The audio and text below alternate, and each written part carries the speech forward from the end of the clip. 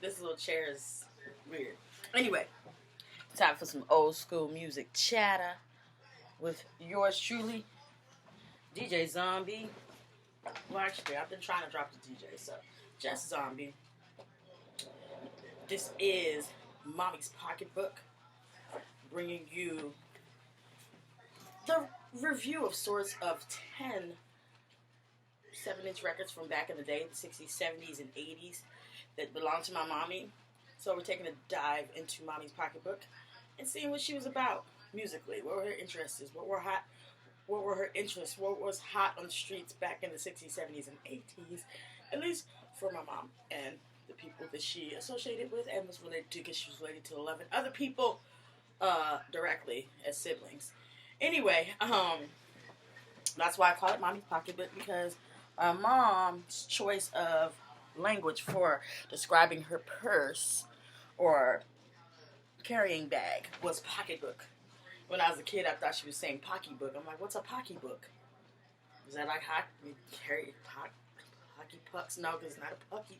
Yeah, I was one of those matter-of-fact kids. Like, if you told me something, I took it as is, and then I would ask questions accordingly. So, but it's not pocketbook, but pocketbook. Anyway, this is the 34th episode. That means 340 records so far. We probably have about 20-something more, maybe. I don't know. So maybe two or more shows. I don't know if we'll make it through December. But anyway, we're still here right now. And without further ado, let me get my food off of the console for the turntable. And let's get it. Just like I said, we're going to listen to 10 records like we do each and every episode, and see what was hidden back in the day. First, we got Blue Magic, who has been in our in the review sessions several times before.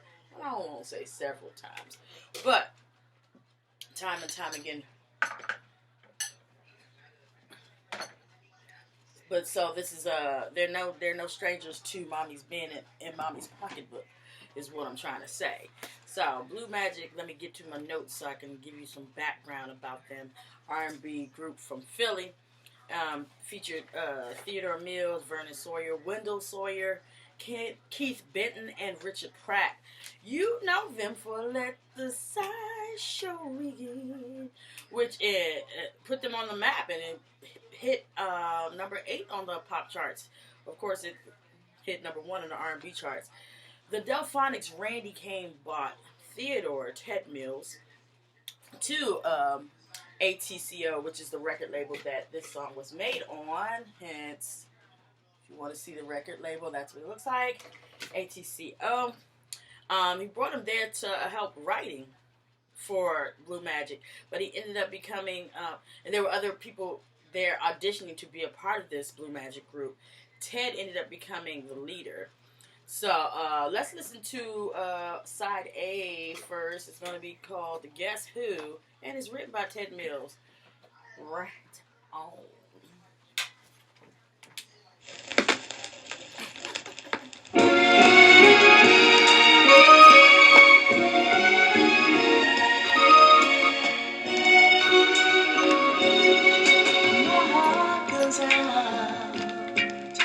To someone dear, guess who?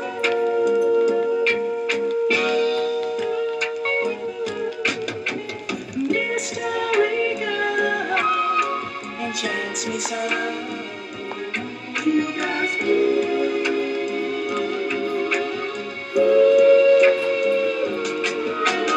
Could it be this girl was made? Tell me, dear, who can she be? Can you guess who? Oh, can you tell me? Guess who?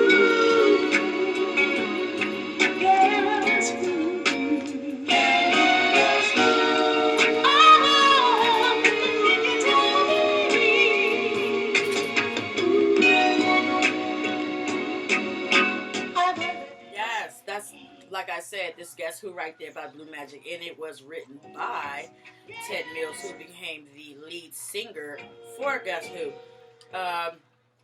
They released 8 albums together between 1974 and 1989. The most successful of their albums were the ones they recorded when they were on Atco Records, like Sideshow, The Ring Circus, and also their collaboration with Margie Joseph, What's Come Over Me. So yeah, prolific writing right there. Ted Mills just happened to write the song on the B-side of this too, that we're about to listen to, called Spell.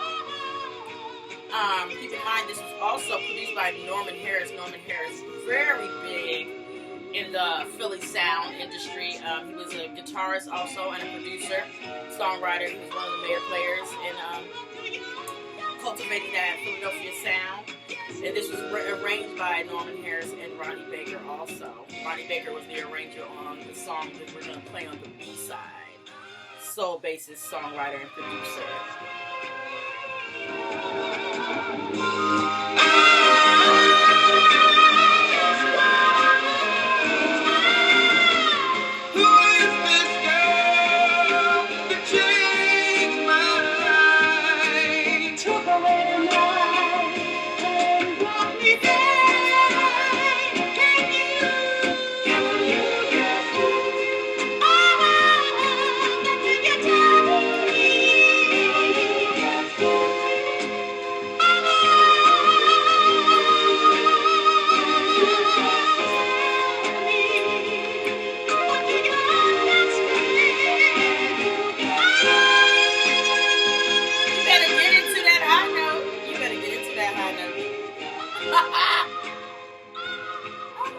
Has a high note like that anymore. Does anybody have a high note? Well, maybe it was their diet. I don't think any of our R&B singers of today could hit a high note like that. Could Ralph Tresvant in the 80s have hit that? A New Edition? I don't know. Anyway, let's get on B-side. It's called Spell. Again, this is Blue Magic. This is another Blue Magic song written by the lead singer, Ted Mills of Blue Magic. Produced and arranged by Ronnie Baker, soul bassist, songwriter, and producer.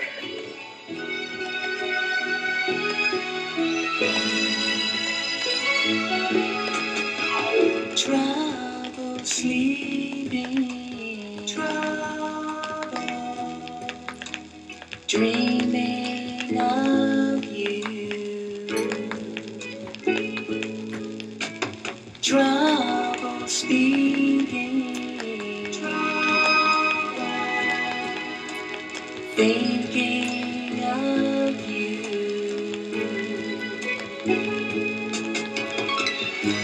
Something strange has happened. I just can't get myself together. No kind of waiting for you.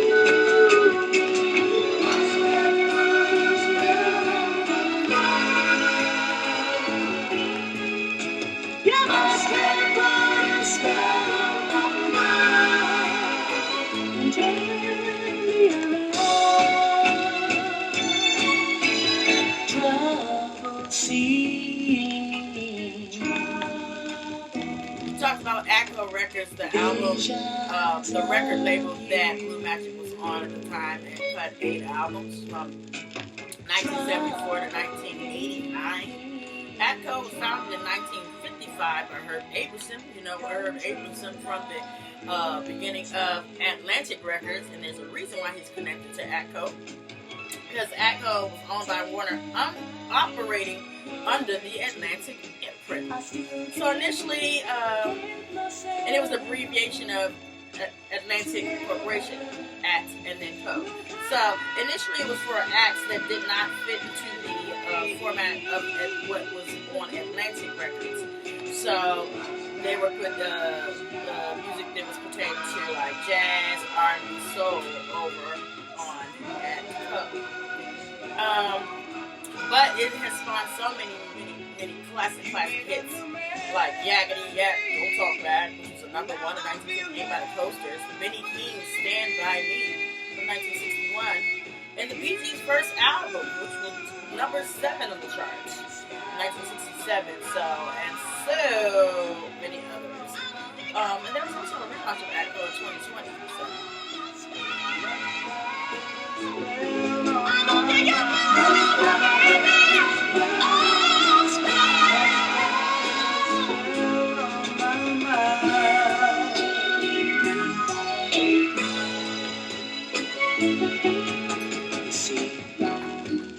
I gave you everything I had, but you just pushed me away. I tried so hard to break loose, but you gained control every day. I watched you take my whole world from me, and there was nothing I could do.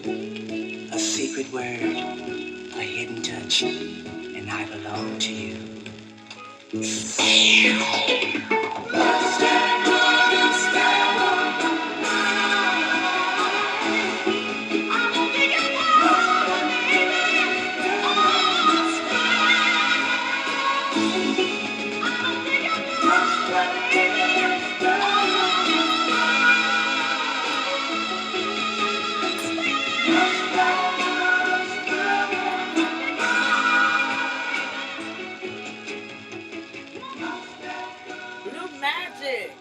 The first of our 10 45s or 7-inch records that we're going to be listening to today out of Mommy's Pocketbook. Checking it out, seeing what was hot, what was popular, what the sounds of my mom and her peers and her siblings were listening to, what was hot in the streets musically in the 60s, 70s, and 80s, at least for my peoples. Getting to know them a little bit. So this next one is coming from a superstar of the game, Wilson Pickett, and it is on Atlantic Records, like we were just discussing. Atlantic Records, and we'll get into that in a second. Let me give you a little bit of background. Soul and R&B singer from Prattville, Alabama, of course, one of the most popular black singers of the 1960s, because he kind of helped bring that aggressive, rhythmic style of soul music into the forefront. He was supported by an excellent studio band, being that he was at Stack Studios in Memphis, Tennessee, and he also used the famed studio of Muscle Shoals, Alabama. He had a series of R&B and pop hits on Atlantic between 1963 and 1972, including Midnight Hour, you know that song, Land of a Thousand Dances, Mustang Sally, and Funky Broadway. So let's get into the A side of this particular song. It's called I'm in Love, and it happens to be written by Bobby Womack. I don't know if you remember me talking about Bobby Womack in the last episode, and the fact that Bobby Womack was kind of studying under Sam Cooke. Sam Cooke took the Womack brothers under his wing to record music on his SAR record label, and then kind of influenced them to make the switch from gospel to R&B. And then Sam Cooke died, though, right when they were starting to really make some movement in the industry. Bobby went and married Sam Cooke's widow, kind of made people feel a little salty about him. But then he started doing backing guitar for Ray Charles and also writing music for Wilson Pickett. And this is one of those songs. It's called I'm in Love. This is Wilson Pickett, written by Bobby Womack.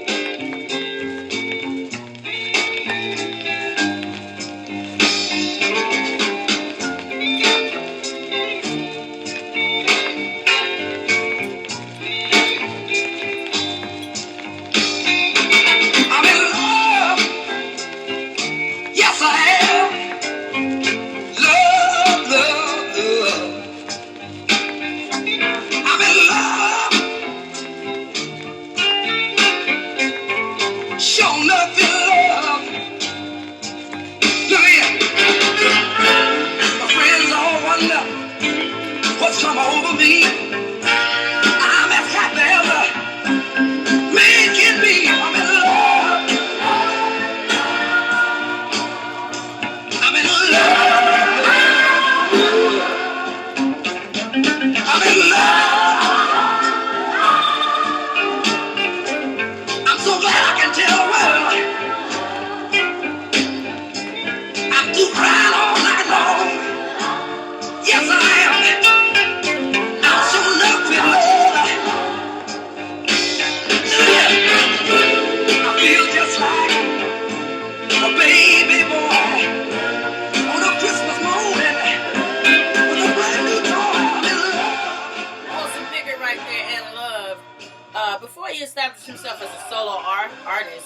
Pickett sang with the Falcons, who had that top 10 R&B 1962 song, I Found the Love. He also, they also had If You Need Me, which was covered by the Rolling Stones, and It's Too Late.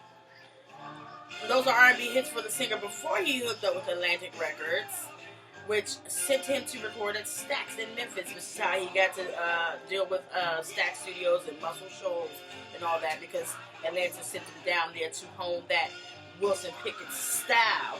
And that was in 1965. Like I said, written by Bobby Womack, R&B guitarist, songwriter, nicknamed The Preacher, who started out with the Womack brothers singing from Sam Cooke until he passed, right when he was sending them off to tour around with James Brown. But Bobby Womack wrote a lot of songs for Mr. Wilson Pickett. And I just heard the other day that Senator Maxine Waters has established November as National Hip Hop Month. So I'll give you a little bit of hip hop background for that. I'm in Love. Multiple elements of that song were sampled by Ed O.G. featuring Master Ace in 2004. And on a song called Wishing. And in 2011 on a song called The Grind by Khalik Scientific featuring Locked Doors. And that was 2011. And then also on the hook and riff I'm in Love were sampled by DJ 600V featuring More WA in 2003 on a song called Bug Doll Twistico Now. So that's a little bit of hip hop influence of Wilson Pickett's I'm in Love, written by Bobby Womack. Let's listen to the B-side. It's called Staggo Lee. STAG_O_Lee. The night was clear and the moon was yellow. The leaves came tumbling down. I was standing on the corner when I heard my bulldog bark. He was barking at two men who were gambling in the dark. Oh yeah, it was Staggerly and Billy, two men who gambling. Staggerly threw 7 minutes roll that he threw away. Oh yeah, Staggerly, hot Billy. Oh, you know I ain't going for that. Going all my money in my breath. Cadillac. But look here, y'all. Staggerly went home and he brought back a long 44. He said, I got to pay Billy a little debt I owe. Listen to this. Staggo Lee has to be the funniest name for a pet. Anyway, Staggo Lee, he said it was his dog. But anyway, Staggo Lee, written by Harold Logan and Lloyd Price. Lloyd Price and Harold Logan was a business partner of Lloyd Price. He was a songwriter, most famous as being a collaborator with Lloyd Price. Lloyd Price, on the other hand, has many hits on ABC and Paramount. He's an R&B soul singer, businessman, and label owner. They called him Mr. Personality after the hit single he had of his own, which was called Mr. Personality. His first single for Specialty Records was Lawdy Miss Cloudy, Mailman Blues, which topped the R&B charts after his release in 1952. And he's in the Rock and Roll Hall of Fame as of 1998. Okay, he also kind of quit the music biz eventually around about 1969 as his partner was murdered at one of his nightclubs. He went to Africa and ended up being pivotal in bringing Muhammad Ali there for those major fights, like Zaire with him and George Foreman, and the Thriller in Manila with Joe Frazier. So he was in the music business and the business of entertainment as well. Lloyd Price, that is one of the writers of Staggerly.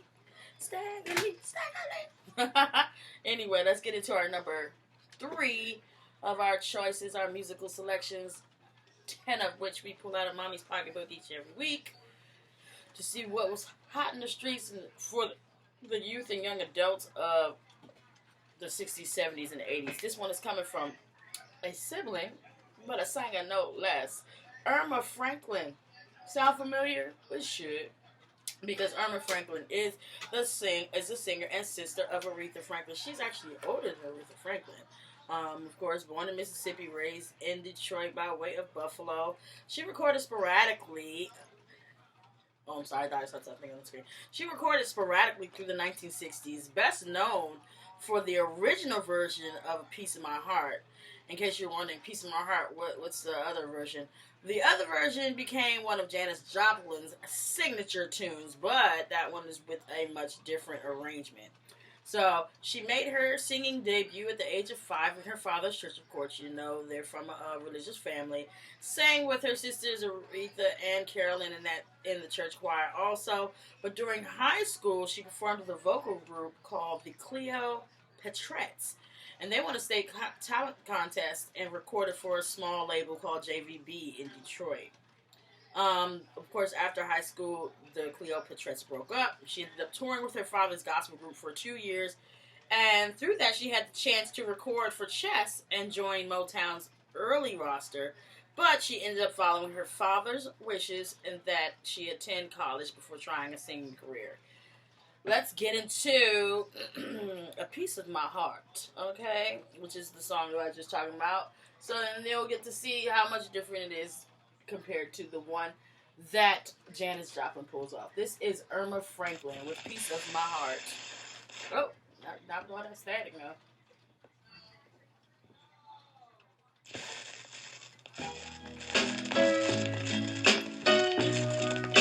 It's a little crunchy, but we're going to deal with it. The old record is a little ashy. Didn't I make you feel like you were the only man? Didn't I give you everything that a woman possibly can? But the more love I give you, it's never enough. But I'm gonna show you, baby, that a woman can be tough.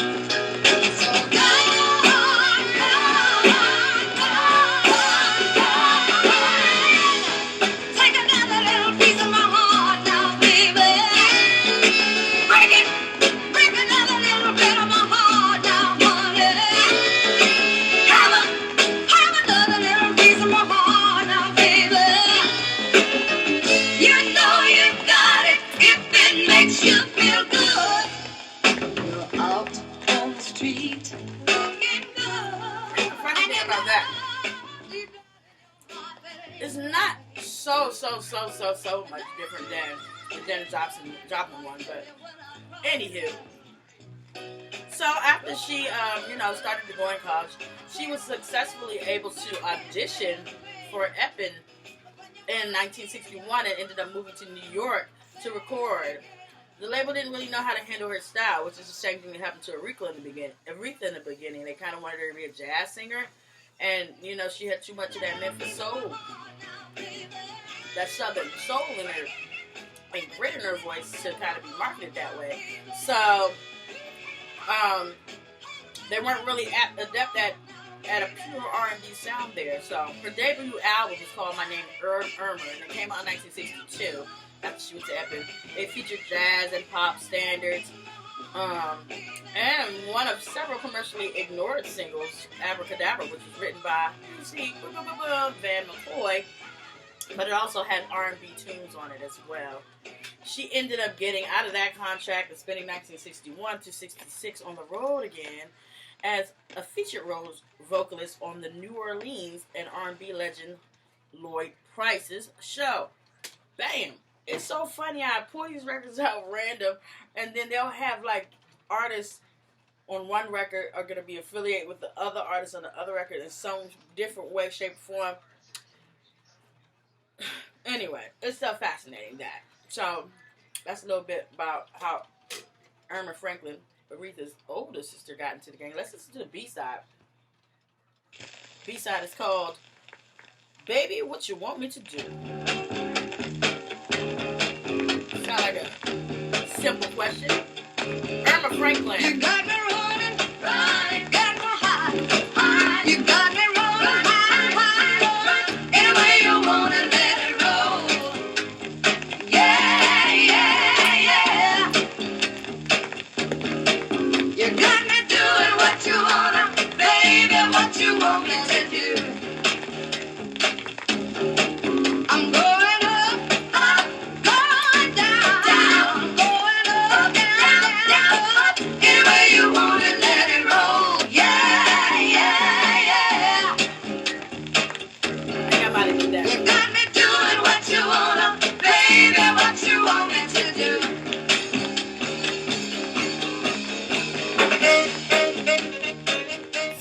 Baby What You Want Me to Do, written by Jimmy Reed. He's a blues musician and songwriter, pretty prolific, enough to be inducted into the Rock and Roll Hall of Fame in 1991.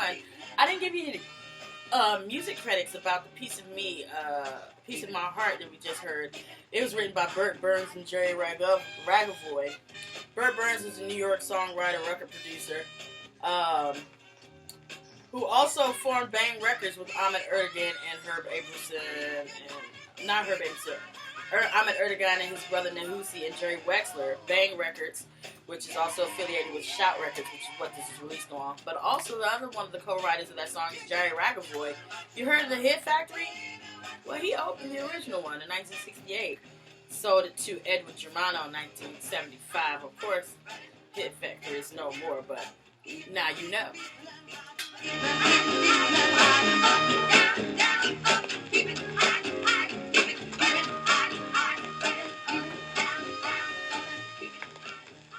Alright, Irma Franklin right there.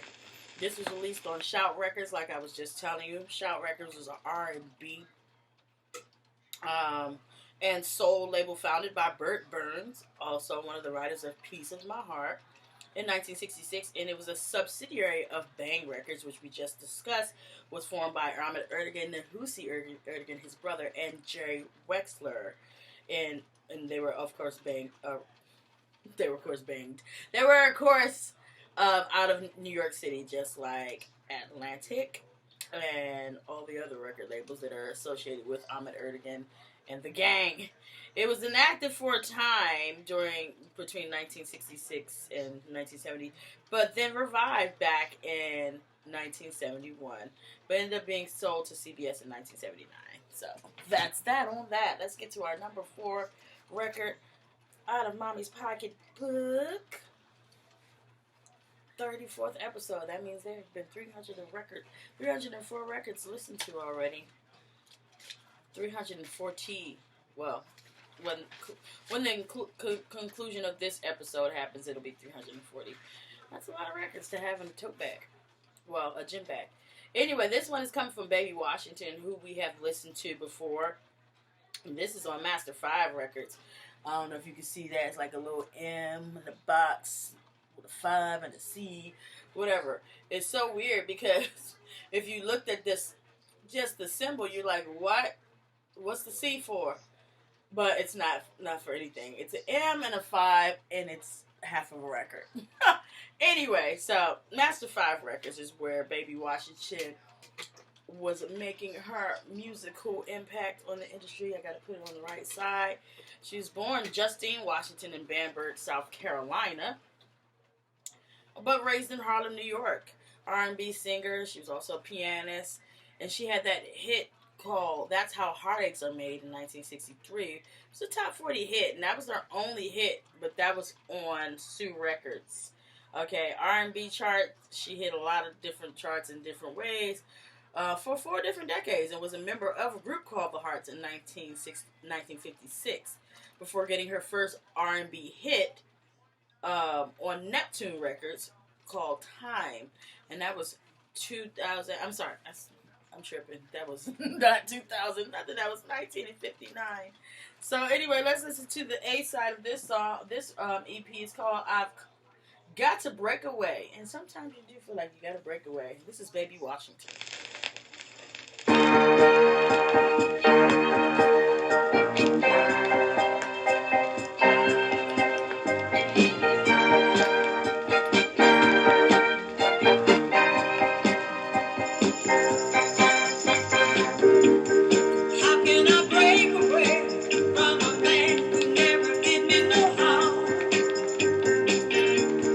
How can I tell him in a nicer way than what we had?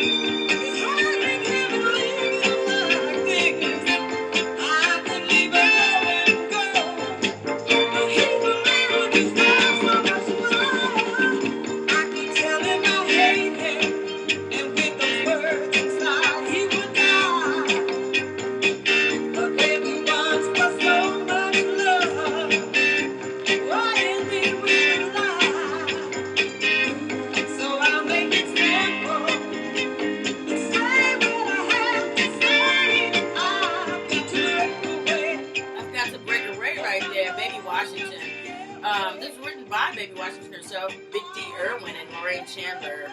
Both singer-songwriters and producers. Lorraine Chandler, however, collaborated with Jack Ashford at Piper Studios, who was a label owner, producer, singer, and member of Marvin Gaye's touring band before becoming a member of Motown's The Funk Brothers.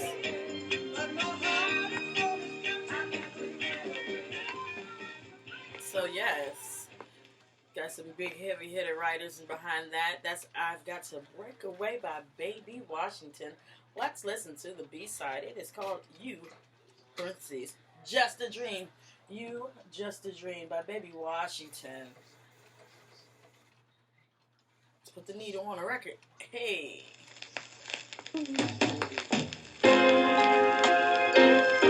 Again, another song written by Baby Washington, but also by Bobby Martin, heavy hitter in the industry, and Clarence Lawton. Give you a little bit more information about that in a second. Let's get into it. You Just a Dream. I could love tomorrow, I wonder what it would be like. But no, I won't love not tomorrow, because I don't have you. You're just someone I dream about. Hey, someone who would be nice to have around. But oh, what good is a dream if it will never come true?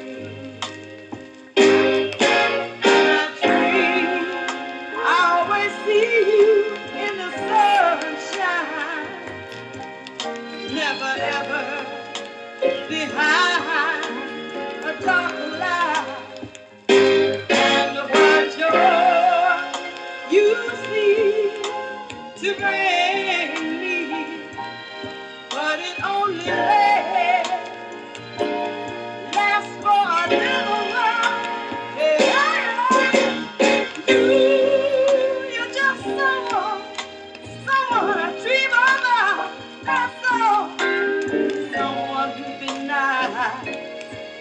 Nice to have around. Tell me, what good is this dream if it will never come true? I dream, I always see you in the... Yeah, so like I said, this is co-written by Baby Washington and Bobby Martin and Clarence Lawton. I'll tell you a little bit more about Bobby Martin. Now, Bobby Martin is the one they call the grandfather of R&B. The granddaddy of R&B, or the godfather of, or the founder of R&B. And they say that because he came along in the industry at the time where he started working with Ken Gamble during a time where it was a transition from soul to R&B. So he was there at the very beginning of the process, is why he's referred to like that. And he made a really big name as far as like writing and arranging music in that time at Philadelphia International Records, Columbia Records, Warner Records, A&M Records. So big tune right here, big tune.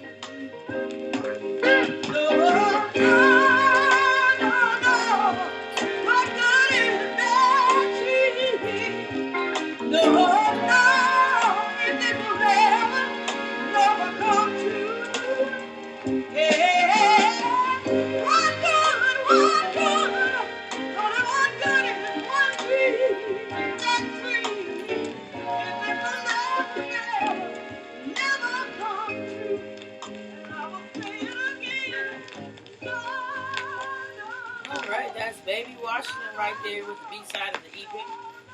You, Just a Dream, like I said before, written by herself, Clarence Lawton and Bobby Martin, known as sometimes the father of R&B, founder of R&B, a founder of R&B.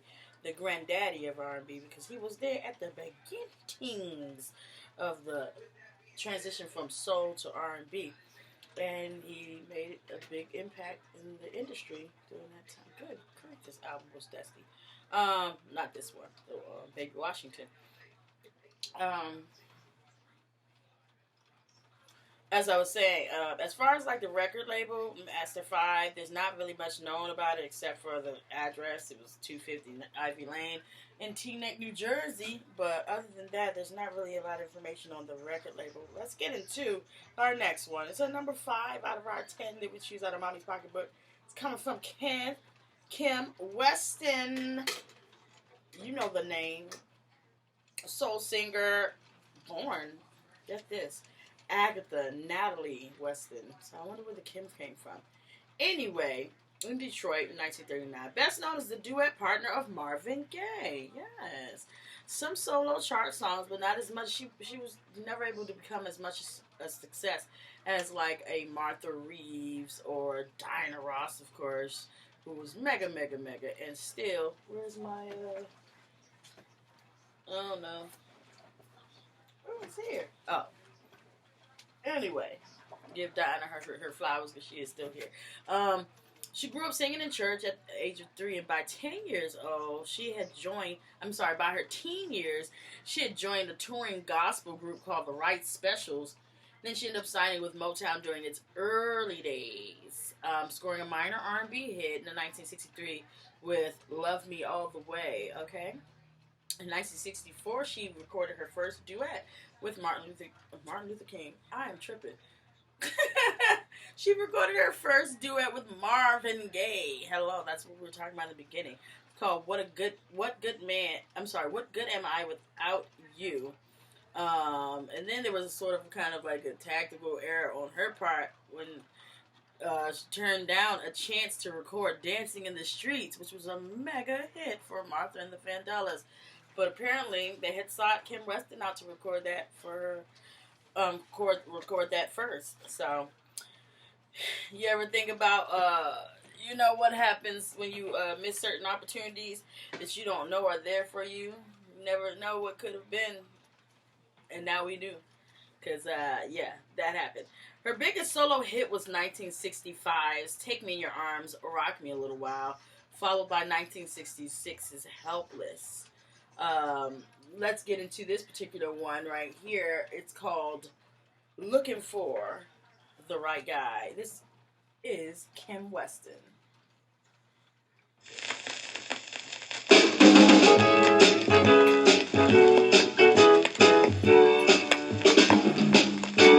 I'm just a plain old ordinary girl looking for the right guy,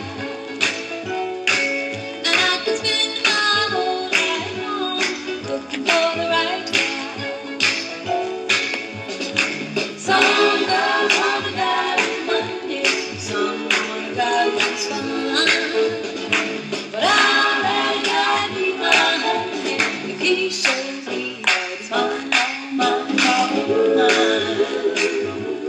Looking for the right guy. I thought I loved the boy next door, and he would be my last guy. He was the guy who made a break for every girl that passed by. I want a guy to play his mind out, his rolling days are over. Don't wanna be a girl who winds up falling in love with a guess who no one knows. Looking for the Right Guy, written by Ronald White, was a singer-songwriter, and also a guy called, I don't know, William Robinson Jr. I don't know, you might know him. I think they call him Smokey.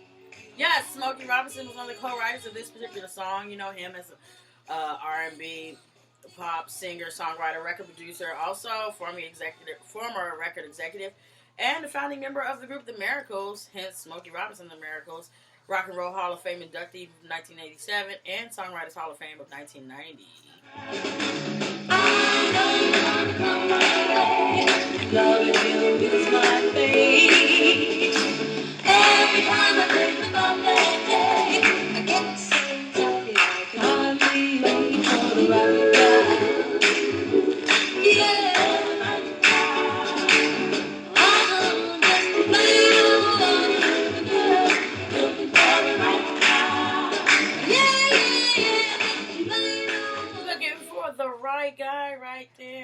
Kim Weston, and her voice was no less enjoyable and pleasant than Martha Reeves or Diana Ross. But sometimes it's the right place, wrong place, right time, etc.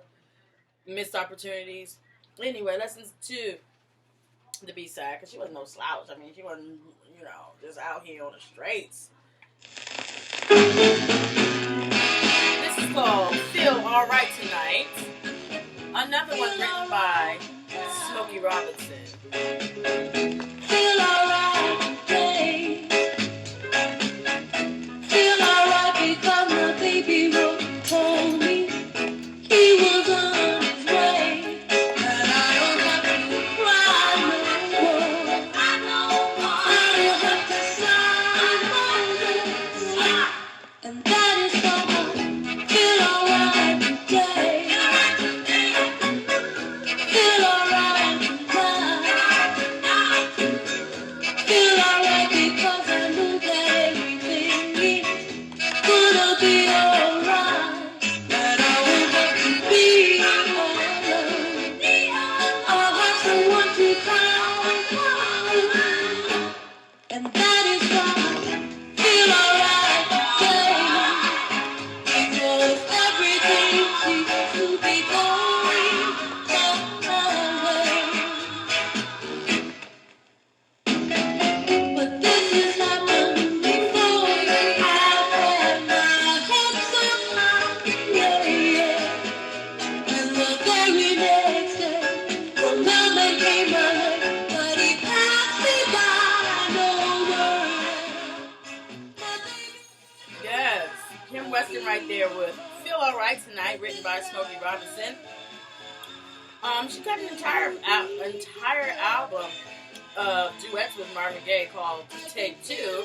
Of course, it produced the top 5 R&B classic, It Takes Two, which was also a pop hit in 1967, peaking at number 14 on the pop charts. But by the time it was peaking at number 14, she had already left Motown and moved on to MGM with her husband, who was also a songwriter-producer, William Mickey Stevenson. She disappeared from the music industry in about the 70s, then re-emerged in 87 to work with a British producer for some re-releasing of many of her old hits for Motor City label for Northern Soul market. Of course, this was all released on Tamla Records, and if you know anything about Motown, then you know Tamla was the beginnings of it all. On January 12, 1959, Tamla was the first record label that Berry Gordy founded after borrowing $800 from the Gordy Family Loan Fund. He originally wanted to call it Tammy after the Debbie Reynolds movie, but the name was already taken, so Tamla it was. And later that year is when he started Motown Records and when he incorporated the record labels in 1960. In the spring of that year, he decided to make Motown the parent of the label structure. Yada, yada, yada. Now, if you're looking for any reprints and remasterings of those things, you're going to have to holler at the Big Daddy UMG Universal Music Group. Let's move it on to our number 6 out of our pocketbook, out of Mommy's pocketbook, that is. It's coming from the Moments. Moments have been on, we've talked about the Moments a couple times, which means we played a few of their records already, their EPs already. They're an R&B, I'm sorry, yeah, we got they're an R&B group from, D.C., got to represent for the home team. Well, they're from Hackensack, New Jersey, but they got some DC affiliations. So, because they started in the mid-60s, and they were signed to Hog Records while they were at HU, they were, I guess, discovered by Larry and Fonse Mizell, who are prolific songwriters, producers in the industry, along with Freddie Perrin. And it was Harry, Ray, Al Goodman, Billy Brown, Mark Green, and at some certain times Richard Horsley and Johnny Moore and Johnny Morgan. They had a lot of different lineups. Anyway, so they later got discovered by Ed Townsend around 1968 and signed to Sylvia and Joe Robinson's Stang Records, which is exactly what you see right there, Stang. And if you know anything about Sylvia and Joe Robinson, you know Sylvia from Sylvia singing Acclaim, and Sylvia being the beginning of where hip hop, well, rap started, because Sugar Hill Gang came from Sylvia Robinson's discovery. So anyway, they were signed to Sylvia and Joe Robinson's Stang Records, and they immediately hit the charts with "Not on the Outside," which became a number 13, so a top hit for R&B, and a number 57 pop, which ain't bad. 57 out of 100 or 200 ain't bad. So they went through a series, like I said, of lineup changes, eventually evolving into a trio by the late 70s, and you probably know that trio as Ray Goodman and Brown. Anyway, let's listen to one of their particular songs. And this one is from 1975, so this is around that time where they were kind of getting rocky on their lineup. So anyway, this is The Moments. You've Come a Long Way. Wait, is that the song I'm playing? Yeah, You've Come a Long Way. You've come a long way from diapers and pins. You're grown up now, it's time for love to begin. You've come a long way from diapers and pins. You're grown up now, it's time for love to begin. I remember when you were only two, just a dumb little girl, and you didn't know what to do. I wanted you then, but you were only a child crush of words. Now that you're grown up, I realize you've come a long way from diapers and pins. You're grown up now, it's time for love to begin. You've come a long way from diapers and pins. You're grown up now, it's time for love to begin. Say we get started and stop wasting time. I like what I see, girl, and I swear, girl, you're much too fine. I need you now, more than I did when I was 5. 'Cause in my mind you're grown up, girl, you stay right on my mind. You've come a long way from diapers and pins. You're grown up now. So You've Come a Long Way was written by Al Goodman, Harry Ray, and another artist, Walter Morris. Yeah, so that's awesome right there. You also know them for Love on a Two-Way Street. Yeah, you know them. That was in 1970. So number 3 on the pop charts, but also number 1 on the R&B charts for 5 weeks. And that was co-written and produced by the infamous Sylvia Robinson. You also know them for Sexy Mama in 1974, number 17 on the charts. And Special Lady from 1980. And that was number 5. And that was the incarnation of the group called Ray Goodman and Brown. Come a long way, grown up, big girl now. Come a long way, diapers, yeah. It's time for love to begin. Diapers and pins, love to begin. Come a long way, diapers and pins.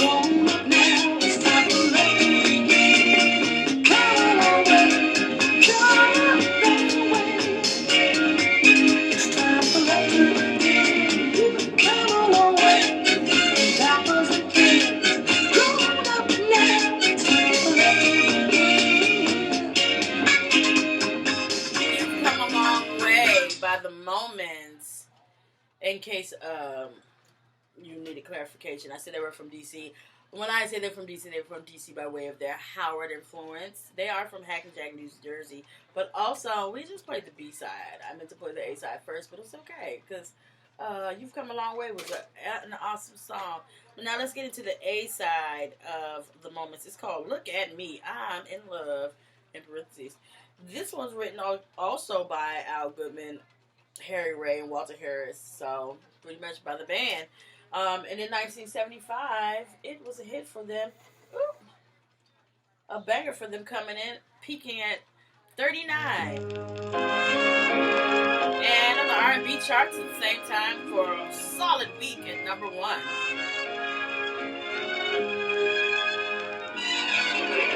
Look at me, I'm in love. Look at me, I'm in love. Look at me, I'm in love. I finally found the right girl. Someone that I can spend my life with. Spend my nights with. Share my life with.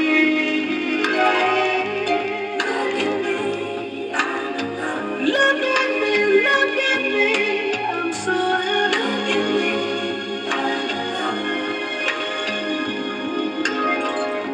Look at me, I'm in love.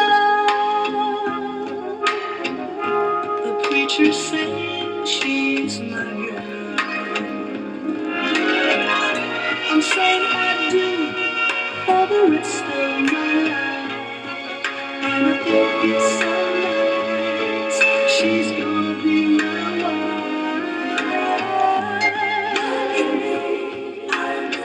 Look at me, can't you see? I'm in love. This was released on Stang Records, like we talked about. That's who picked them up. Led by Sylvia Robinson and her husband Joe Robinson in Englewood, New Jersey. It operated as a division of All Platinum Records, which was their company, until the mid-1970s, and then it just became a division of All Platinum Record Group. The beginning of All Platinum was the beginnings of Sugar Hill Records as well, and the Sugar Hill Gang spawned from that, and hip-hop, and etc., etc. Other artists who were on Stang Records: Grandmaster Flash and the Furious 5, the Funky 4+1, the Treacherous 3, and we were talking about this being National Hip Hop Month, and this song has touched hip hop by being sampled in as much as 10 songs. Namely, in 2020, Freddie Gibbs and the Alchemist song called "Look at Me." They sampled some of the vocals and the lyrics. Multiple elements of it are sampled in 2002 by the Grind family, called "Happy Better Days." And yes, there you have it in that order. The Moments. You love how that album just said, the end. I tell you, they'd be like, "We out." And they'd be out, literally. So that was our number 6 out of our 10 records that we got out of Mommy's Pocketbook. We're getting to number 7. Another superstar breakout of a group, and this is Ron Banks and the Dramatics. The Dramatics has been, we talked about the Dramatics before, but always as a group. There's a reason why this is called Ron and the Dramatics, and you'll see on the bottom. I don't know if you can see that. You see how it has all that writing where it doesn't just say the Dramatics, it says Ron Banks and the Dramatics. There's a reason. Anyway, so the Dramatics as a group was Ron Banks, Rob Davis, Larry Reed, Robert Ellington, Larry Squirrel Davis, Dimps, and Elbert Wilkins. That was with the original Dramatics, and they started in 1962, and then they had a couple of lineup changes, and then around about 1972, with that lineup change, I believe the lead at the time was William Weegie Howard. He left, and L.J. Reynolds from the group, funk and soul group Chocolate Syrup, ended up joining the Dramatics. Anyway, so Dramatics were picked up by Volt, and then dropped again But while they were dropped, they were still doing nightclubs and performing. And Tony Hester spotted them performing in a nightclub, and they had already been signed and dropped by Volt by then. And he offered them "What You See Is What You Get," which in 1971 was a number 9 pop hit for them, and got them re-signed back to Volt. Around the mid-70s, there was quite a bit of lineup changes, like I said, and during this time is when the group was changed to Ron Banks and the Dramatics. So many different changes, and he's one of the originals, so it became Ron Banks and the Dramatics. And you notice with the shake-up, they're not on Volt, they are on ABC. So, there you have it in that order. Let's do, we're going to do the B-side first, because that's what I want to do, and it's my show, and we can do that. Plus, the A-side is the super banger, song, and it's their version of a super banger. Anyway, this is called "I Cried All the Way Home," and is written by their rediscoverer, Tony Hester. It is Ron Banks and the Dramatics.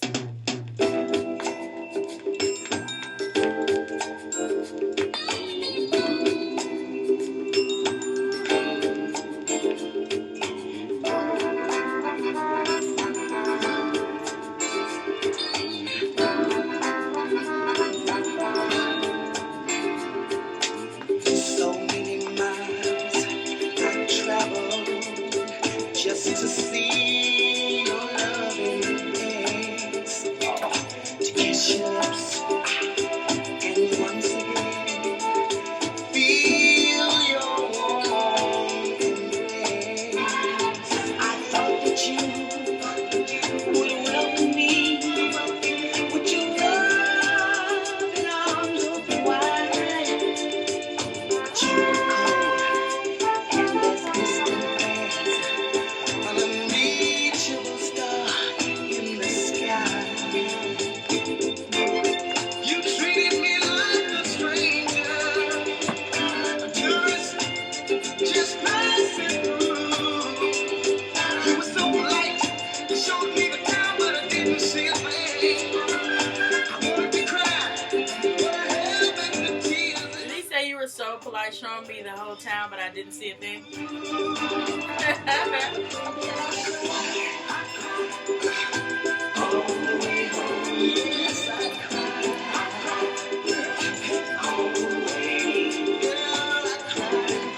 So yes, written by Tony Hester, soul producer, arranger, and songwriter. He wrote all of the songs for the Dramatics' first 2 albums. And he also wrote for the Dells, Marilyn McCoo, Jeannie Reynolds, Jimmy Delphs, the Platters, so prolific songwriter. The success continued after Ron Banks and Dramatics were officially billed that way, mainly with R&B top 20 hits during the heydays of disco. They cracked the R&B top 10 just once with Welcome Back Home in 1980. And then in 1981, L.J. Reynolds went solo. And then Ron Banks went solo in 1983, and that's when the group disbanded. But they stayed active, reuniting to record new material every 3 or 4 years, up to the early 80s, and occasionally reuniting for concert events.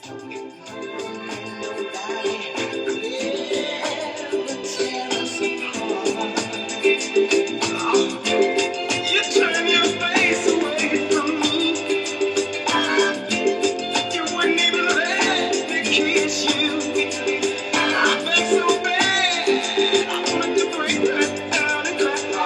I held my tears inside, away from you. I cried all the way home. Yes, I cried. This sounds like a first date gone wrong.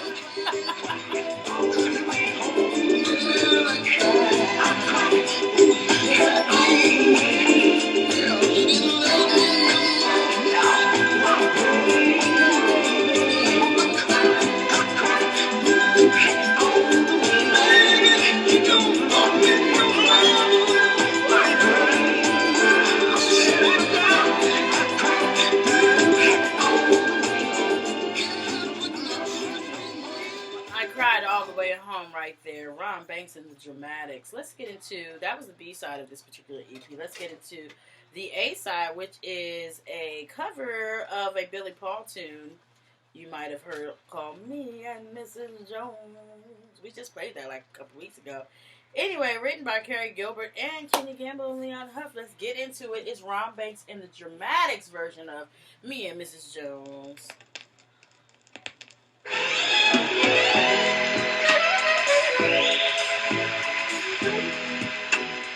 Me and Mrs. Jones, we got a thing going on. Yes, we do. We both know that it's wrong, but it's much too strong to let it go now.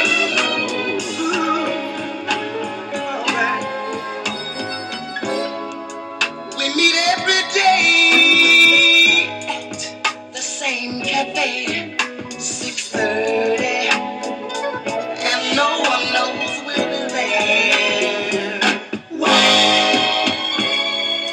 Holding hands, we're making all sorts of plans, while the jukebox plays our favorite song. And Mrs. Jones,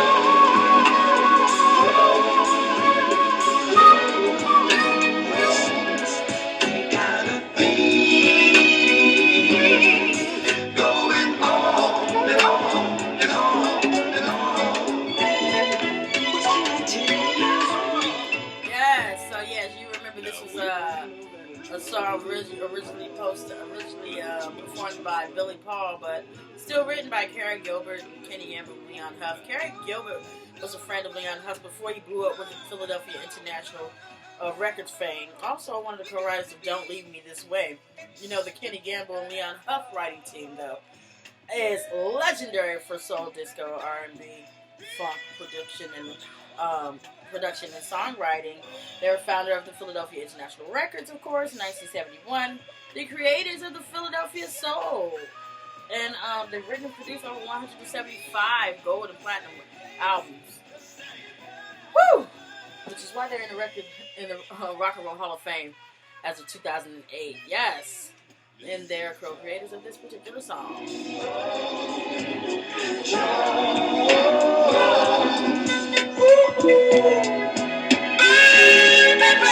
Baby, we got a thing going on.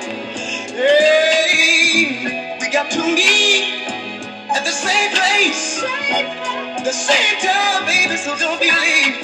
We gonna talk it over, girl, we got to talk it over. Talk it over.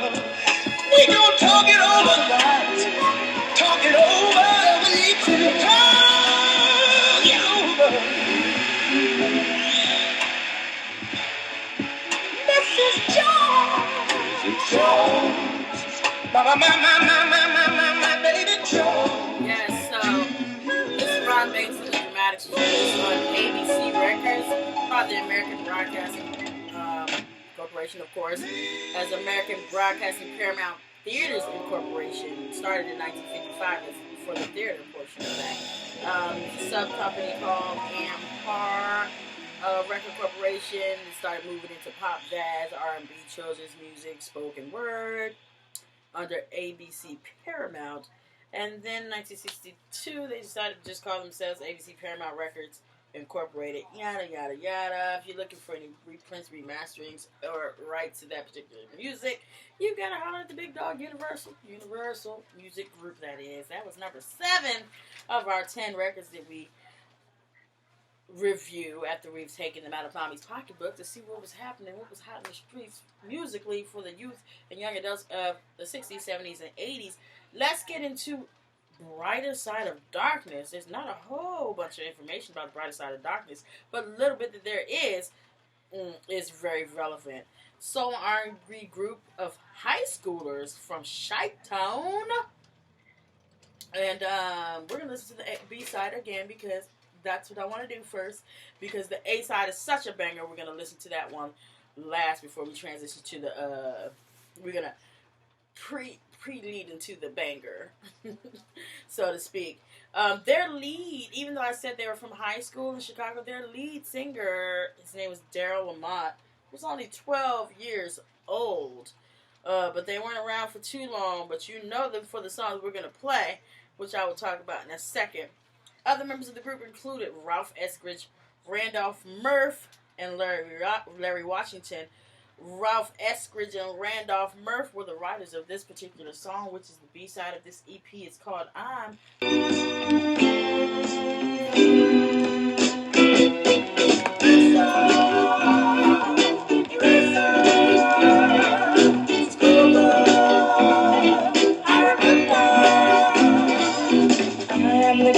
Slipped the note across the room. When the teacher saw me do it, I felt like a fool. And when she read the words, I love you to the class, I was glad she didn't call my name, 'cause I knew they laughed. I feel bad 'cause she didn't call me, and I wish she had. I want the world to know that I love her so. I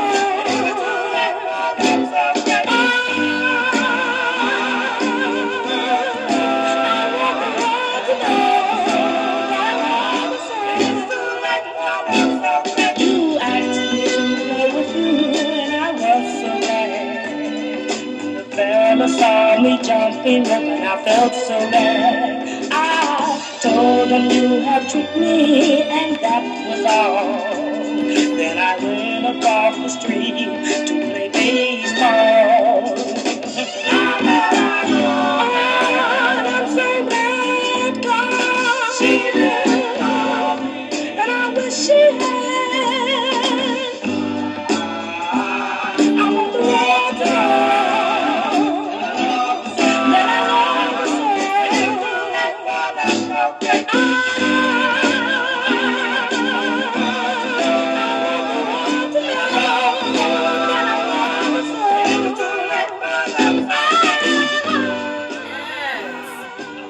I'm the guy, written by some high schoolers from Chicago. Two of the members of the Brighter Side of Darkness, Ralph Eskridge and Randolph Murph.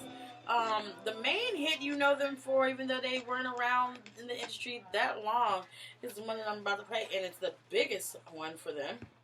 It's called Love Jones. Yeah, it's released in December of 1972.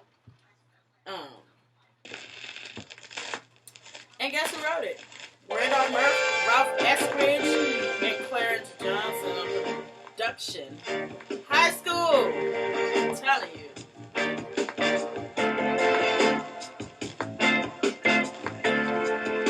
Certified Gold by February of 1973. Peaking on the pop charts at number 16. Number 3 R&B. And still a banger to this day. What's happening, baby? Did you miss me over the weekend? If you did, I'm sorry. But now that I'm here, I don't want to bore you with a long, irrelevant conversation. But you see, dog, I think it's about time for me to get real serious about you. Because if someone was to rip me off for you, I couldn't account for my actions afterwards. And the way I feel, knowing that you should have been lying all the time. But you see, I not only want you, baby, but I need you. And the need is so strong, it's almost like that of a junkie. In other words, baby, I just got to have it. Listen to me, girl. Please, listen to me.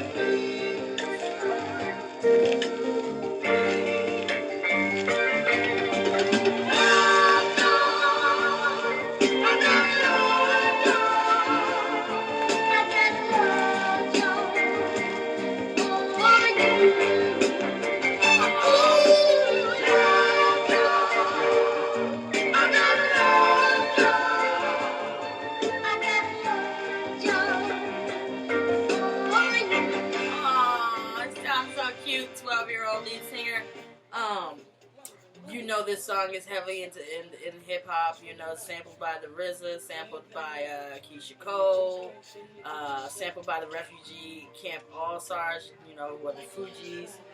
Sampled by Cheech and Chong on a song called Basketball Jones in 1973 that became a number 15 pop hit for them. Released on 20th Century Records back in those days, part of the 20th Century Fox Film Corporation, of course. They went through a whole bunch of different changes as far as their listing as 20th Fox, 20th Century Fox Records, etc. In 1970, they closed as the parent company closed its New York City offices where the record division was conducted. Where that business was conducted. In 1972, they relaunched as 20th Century Records, and then renamed themselves 20th Century Fox Records, distributed by RCA from 79 to 81. Yada, yada, yada. You can find the soundtrack portion of 20th Century Fox with Fox, and the rest of the music with Universal. That was the Love Jones. Brightest Side of Darkness. High school students from Chicago. I am impressed. Let's get into, oh my God, we're almost done. It's almost time for us to go.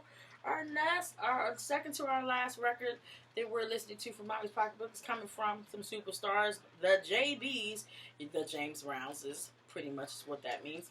The James Brown's legendary supporting cast of musicians.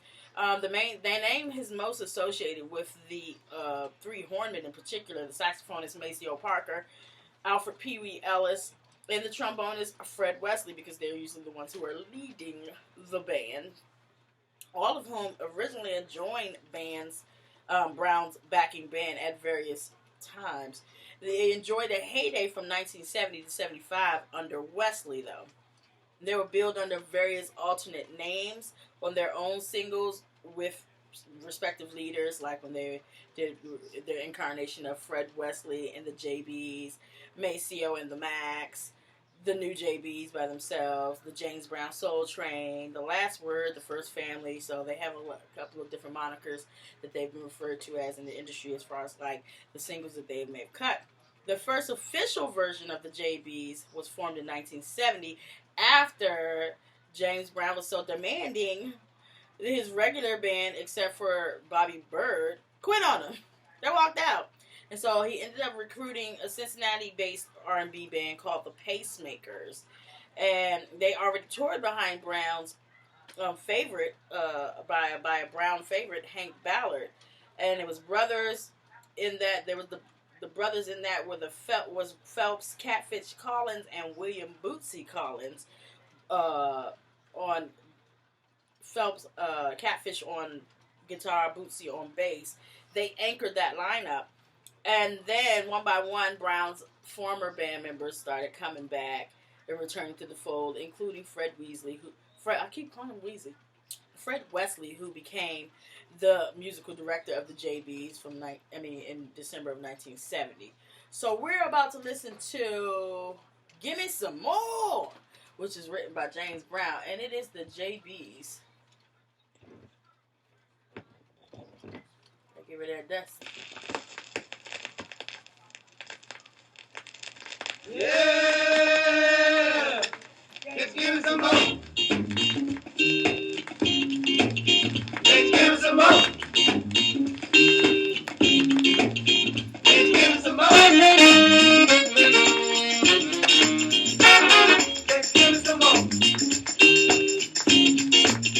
Let's give it some more.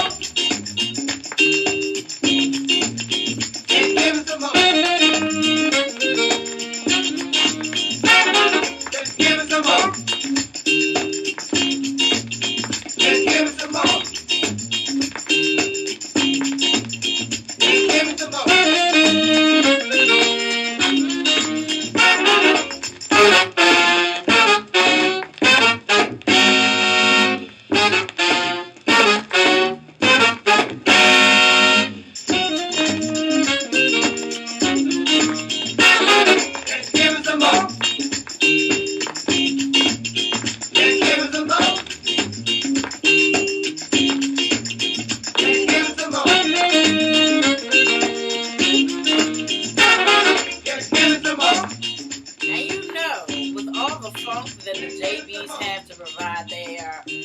Brown, the JBs, and all the incarnations of the JBs, and Fred Wesleyan, JBs, Maceo Parker.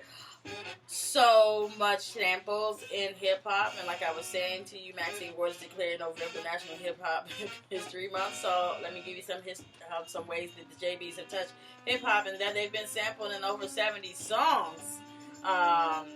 Just in 2016 by Tribe Called Quest featuring Kendrick Lamar on a song called Conrad Tokyo. Back in 1993 by Tribe Called Quest again by a song called God Lives Through. On the Wrath of Cain by Big Daddy Kane in 1988. I'm telling you. Cold Lamping with Flavor in 1988 with Public Enemy. Gangstar in 1992. I'm trying to tell you, baby. If you're looking for some good funk to be sampled in something, James Brown, JB's, all the incarnations, always something.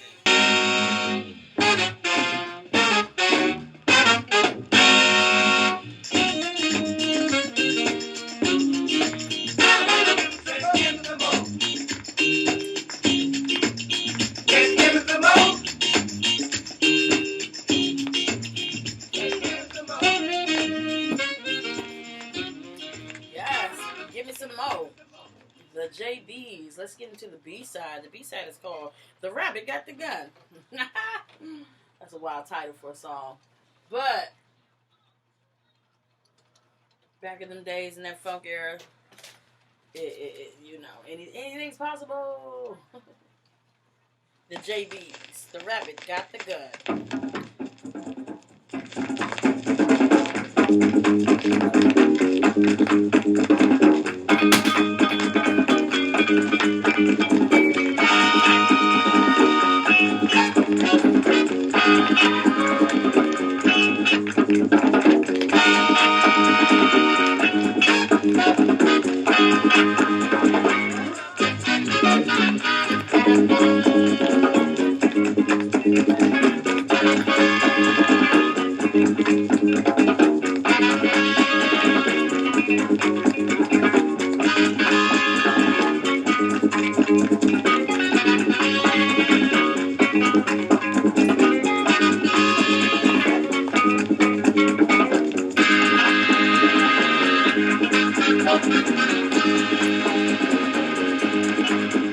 This song makes me want to go on like a high-speed chase.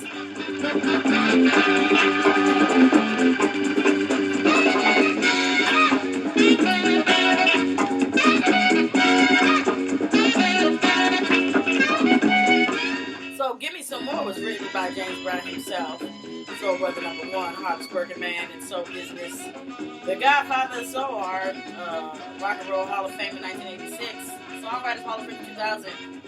He's also one of the writers of The Rabbit Got the Gun, along with Buddy Hopgood and Ricky Levone. I'll tell you a little bit something about Ricky Levone. Bobby Hopgood was the producer at King Records, but also worked for James in the 1960s. He was unavailable for unfortunate circumstances in the 70s. Ricky Levone, however, was a radio DJ, worked at WWRL, and at one time vice president for R&B for Capitol.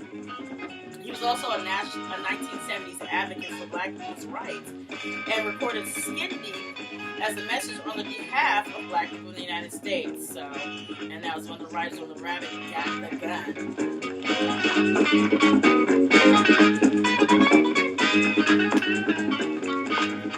So the JBs, this particular JB's incarnation, released on People Records. People Records was set up in 1971 by James Brown, and it was also the home of Lynn Collins. But it was the longest lived label of Brown's. He had many different ones. Brown Bag, I think, was one of them. And there were several others. But it was the longest living of the labels that James Brown. He had a lot of labels so that members of his band could release music on. But this one did 9 albums and over 50 singles between 1971 and its closing in 1976. So, yeah, for James Brown and the JBs. Let's get into our last. This is our last one, and then Soul Taker 73. Yes, that's what I was just saying. So, anyway, people, the label people. Anyway, so let's get into the last of our records that we've gotten out of Mommy's Pocketbook. This one is coming from a superstar. It's been talked about and Mommy's Pocketbook several times before. None other than Stephen Hardaway Judkins. After marriage, Morris, not after his marriage, but after his mom's marriage, from Saginaw, Michigan, multi-instrumentalist. You know him for keys, but he plays it all: drums, keys, all those things, harmonica. Also, composer, singer, a humanitarian. Back in the 80s, he was quite a prolific fundraiser for a wealth of different ailments, of societal ailments, and humanitarian. And okay, so he's blind since birth. Not everybody's blind since birth. I think Clarence Carter might have not been blind since birth, but like maybe 1 year old. Anyway, blind since birth, signed to Motown in 1960, doing backup work at first, and then he first recorded in 1962. That's when Berry Gordy Jr. gave him the name of Little Stevie Wonder. And ever since then, it was all a dream, I'm telling you. Also, give Stevie Wonder his flowers while he is still here, because he is alive and kicking. And his music is like, it's just epic. And it's also heavily sampled too. So, anyway, sampled and influenced and remade and things like that. You know him for so many things, like Fingertips Part 2 from 1963, which was a #1 on the pop charts for 3 whole weeks. Okay, he wasn't playing with you, and it was #1 on the R&B charts at the same time for 6 whole weeks. So again, he was not playing with you, and he was a little kid then. So imagine that. This little kid was not playing with you folks. And you know, for Uptight, Everything's Alright, #3 in the charts. #1 on the R&B charts for 5 weeks in 1966. I Was Made to Love Her spent 2 weeks at #2 on the charts in 1967. Also #1 in R&B at that time. Yes, I love those. Awesome. Soul Taker 73. For Once in My Life from 1968. Number 2 in the charts for 2 weeks. Part-Time Lover. Now listen, I said he started in 62. 85, he was still banging out, hitting you with the bangers. #1 Part-Time Lover was in #1 in the R&B charts, 2 for 6 weeks, and that was 1985. And then, of course, our joining theme to unite the people, Ebony and Ivory from 1982, a duet with Paul McCartney of the Beatles. Yes, that Paul McCartney. That was a #1 that stayed at the #1 spot for 7 weeks in 1982. And on the adult contemporary charts, it hit #1 and stayed there for 5 weeks. Anyway, we're going to listen to Blame It on the Sun, which was written by Stevie Wonder and his at one time bride. Let's see, what year was it? 1974. Okay, so they was divorced by then. But they still wrote together, though. Blame It on the Sun, written by Stevie Wonder and Sarita Wright.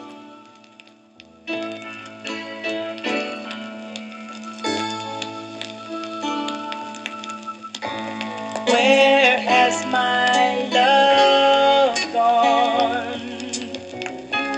How can I go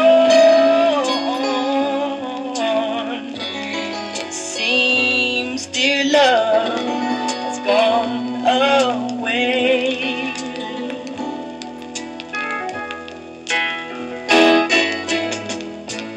Where is my spirit? I'm nowhere near it. Oh yes, my love has gone astray.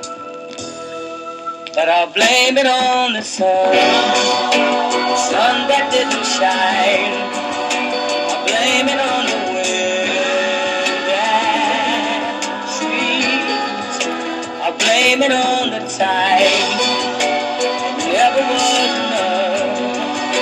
I'll blame it on the time and sea.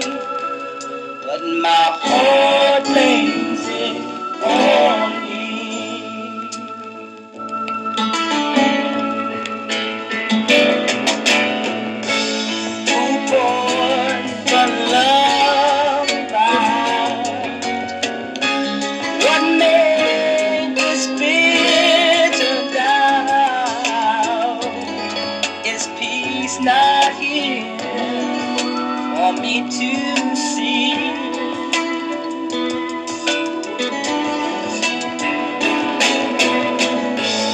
Wish I'll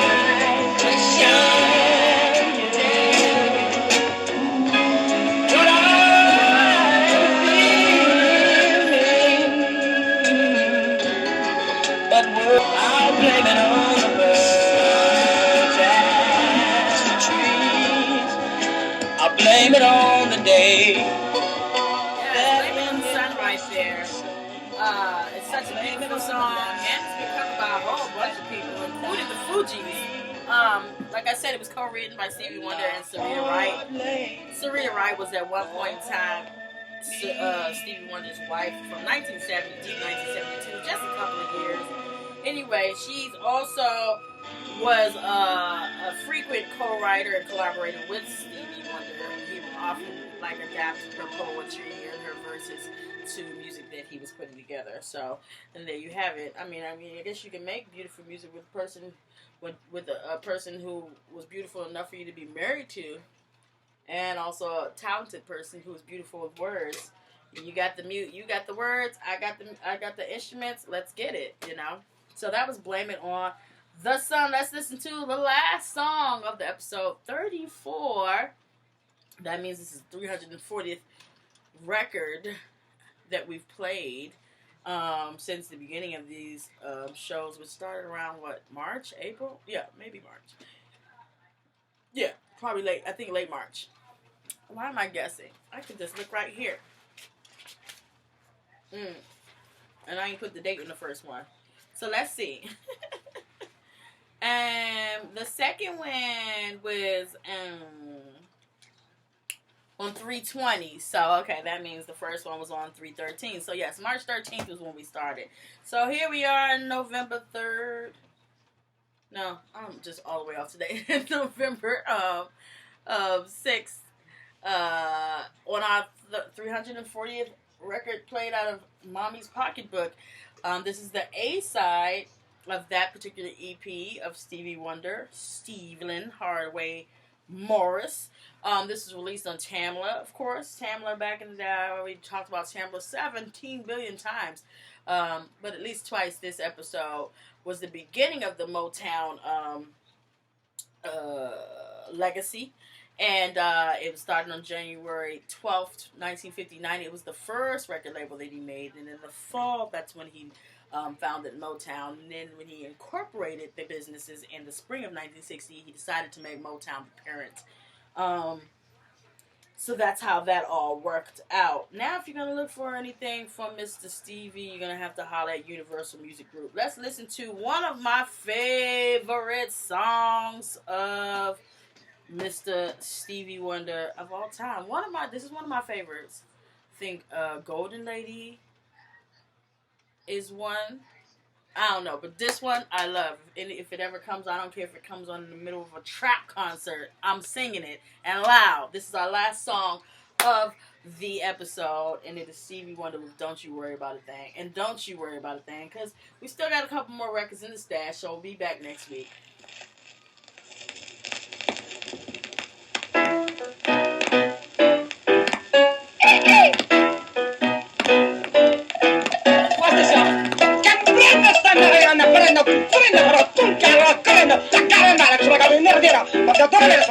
Senti, Mama, you understand that?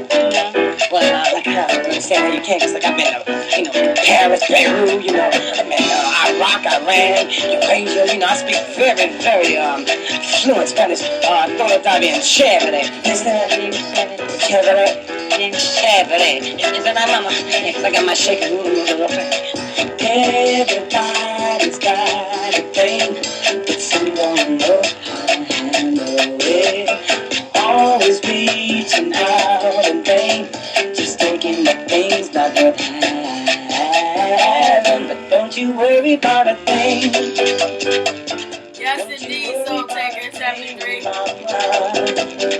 Cause I'll be standing on the side when you check it out. You say your style of life's a drag, and that you must go other places. But just don't you feel too bad.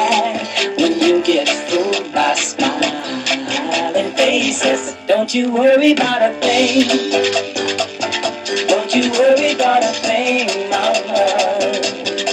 Cause I'll be standing on the side of the checkered flag.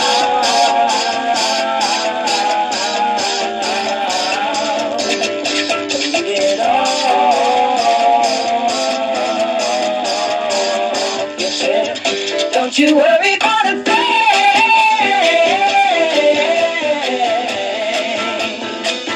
Don't you worry about a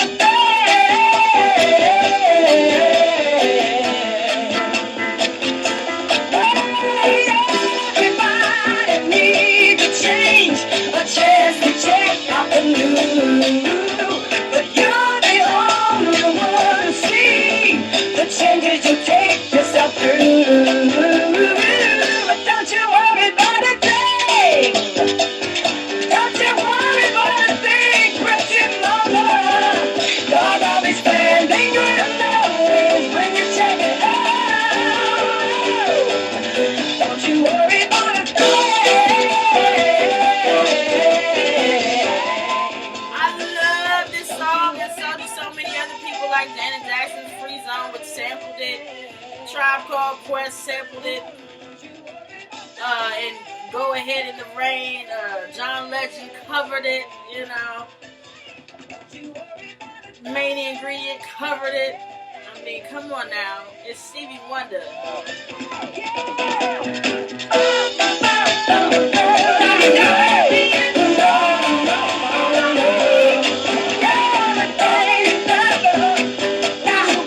Also, get into that range. Your favorite can never.